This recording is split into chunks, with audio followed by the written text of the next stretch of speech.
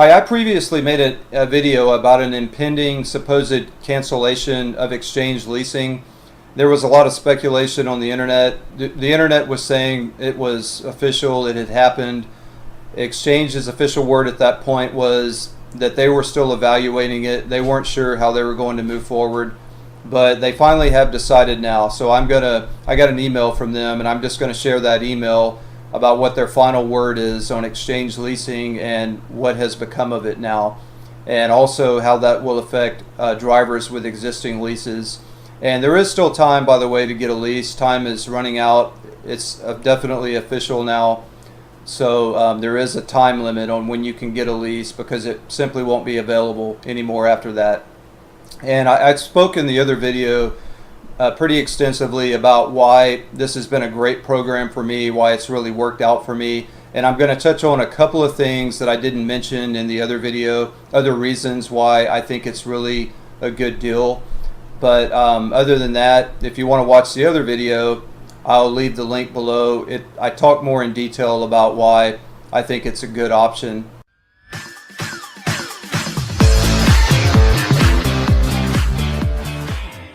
So I'll just start with reading the email that they sent to me. I received this yesterday. It says, important update from Exchange Leasing. We wanted to let you know Exchange Leasing will no longer be offering new leases after October the 6th, 2017. Our announcement doesn't change the terms of your lease agreement, won't cause any disruption to your lease, or affect any support or help you might need from us moving forward. In the next section, we've included some facts related to this announcement, and I'll just read some of these answers and questions. I'm currently an exchange leasing lessee in good standing. What does this announcement mean for my car and my lease? The quick answer is it doesn't mean anything if you have a lease. You just continue like you are until the end of your lease period. And here's their what they say in the email about that question. This announcement does not change the terms of your lease agreement, nor does it disrupt your lease. You'll continue to be able to get help from us via Exchange Leasing customer care through the end of your lease. What happens when I reach the end of my lease? At the end of your lease, you should return your car per the terms of your lease agreement. If your lease contains a purchase option, you will have the right to buy the vehicle. What should I do now? There isn't any action required from your end. Just continue to make payments as required in your lease agreement. There will be no disruption to your lease or support you might need. Is Exchange Leasing going to repossess my car? This announcement has no impact on your weekly lease payments or on your account. Car recoveries won't occur as long as you continue to pay and maintain all the requirements of the lease. Please refer to your lease for all the details regarding how repossession of your vehicle might occur. When will I receive more information? There is no additional information about Exchange Leasing at this time. Going forward, we will share any new information that may impact your lease. So where before it was only speculation, now it's official. The word has actually come from Exchange now, and they've decided, so October the 6th, which is next Friday, they will no longer be making lease cars available to do Uber, and that's it's about 8 more days now. So anybody that has considered it, you better do it quickly, because time is definitely running out. So you need to put your application in for sure. I don't know, I don't know if they're going to take applications all the way up until the 6th, but if you've considered it, I would at least put your application in right now and get that started. And I don't have any doubts in my mind that they're going to continue to honor the lease. So anybody that has one, I believe what they're telling us. I've spoke to them on the phone. Of course, they've sent this email, and I've also spoke to some reps in person, and I feel very confident that anybody that has a lease has nothing to worry about. And just the same that with anybody that does not have a lease but plans to get one before October the 6th, you're not going to have anything to worry about. I feel very confident that whatever lease you've signed, they will honor that. And I just want to touch on a couple of things that I didn't mention. I made a video that was much more extensive about why the program has been very beneficial to me.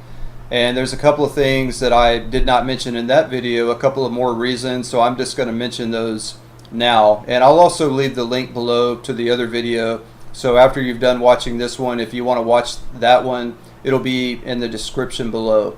The main reason that this is beneficial to me is, and I actually did talk about this in the other video, but I'll recap because this is extremely important as far as I'm concerned with having this lease vehicle. I can return the car anytime I want. So although it is a 3-year lease, I'm not actually locked into a lease. There is an upfront fee that you pay. Mine was $250. Excuse me. What I found out since I got mine, that's actually based on a credit check. My credit is not great. I've had a few blips in the past. It's not terrible, but I was still able to qualify for the minimum down payment, which is $250. Depending on how bad your credit might be, you may have to pay more potentially. I don't know. I think the next step up is $500 possibly. I'm not sure, but it is a non-refundable fee. But the benefit that it gives you is you can break the lease anytime you want.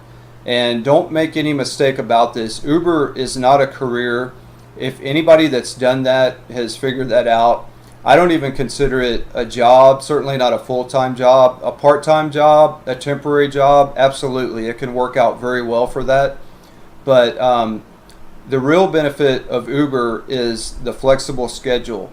And I consider it an opportunity. So it allows you to turn the app on and earn money anytime you want. And anytime you want to go home, or you need to go to school, or you go to your other job, or your other responsibilities, or you work on your business, or whatever else you may have going on, that's the real benefit. You can start it and earn some money and stop it anytime you want. And one thing about that is, with it being an opportunity and not a career and not a full-time permanent job, you may move into something else. You may finish your education, you may get a job, start a career, you may start your business, which is what I'm working on, and your business may get going, and you may not have the time to do Uber as much. And when those things happen, if you've bought a car to do Uber, then you're still in that lease, you're still in the loan. And if your plan was to buy a car and to own a car, that may be fine, but I don't need the car. I've actually got an SUV. It's a little bit older. It doesn't qualify.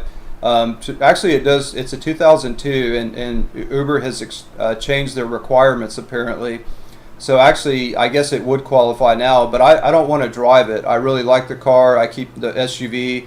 I keep the miles off of it. I use it for taking trips out of town, going mountain biking and other things like that.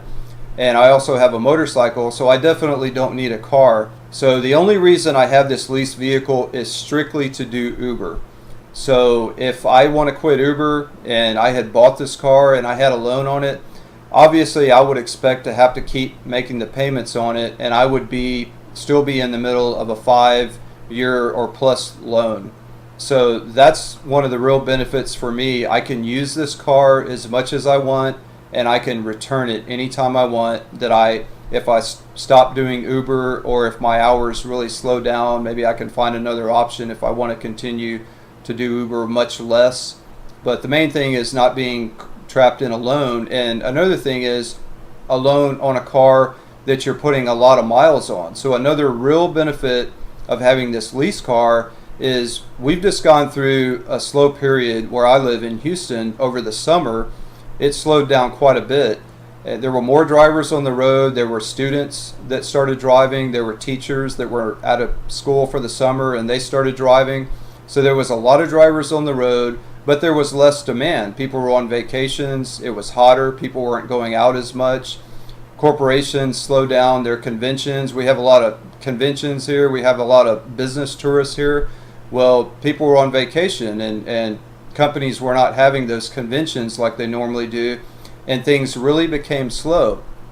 And it happens in every market. Every market has got their busier periods and their slower periods. The busier periods are great. There's a lot of business. You can earn money quickly and easily. But when it slows down, I found that you really have to change your strategy. You can't just go and sit in a busy area of your city and expect that you're going to get requests all day long. What I found is that the best thing to do is to drive. So you're going to be doing a lot more driving. For one thing, if you need to have a certain level of income, you're not going to be making as much money, and you can easily increase your hours if you have the time. That's another great thing with Uber. If you need more money, you just drive more. But that means driving more miles on the car. And also, I found during the slower times, you've got to go find the business. So what worked out for me is that I was able to go into areas that were not as busy, that did not have a lot of demand with Uber requests, but there still were some requests, but their drivers were not going to those areas. Or there may have been some drivers going, but the majority of the drivers were hanging around the busy areas. So I was able to drive, and I don't care if I have to drive across town or where I have to drive. I can drive on this car because it's not my car. I don't care about the miles I put on it. So when I need to drive more to go find the request, I just do that. And that's what it comes down to during these slower times. You're just driving potentially a lot more than you would during a busy time. And if you're buying a car and you're paying interest on it and you've got a loan on it, you've got a loan on a car that you're racking up the miles on and losing value on. So that's, to me, it's a real benefit to have this lease vehicle because I just drive it as much as I want. The miles are unlimited. So anyway, just to recap, it's worked out very well for me. If you intend to get a lease, you're not going to be able to get one after October the 6th. So you better do it quickly if you're considering it. And like I mentioned, I'm going to leave the link below that talks a little bit more in detail about the benefits that I see with the lease program. So I said I was going to make an update to that other video once there was a final word from Exchange. Well, the final word is here. It's official now. October the 6th, leases will not be available. So just wanted to let anybody that's interested know about that. Thank you for watching the video.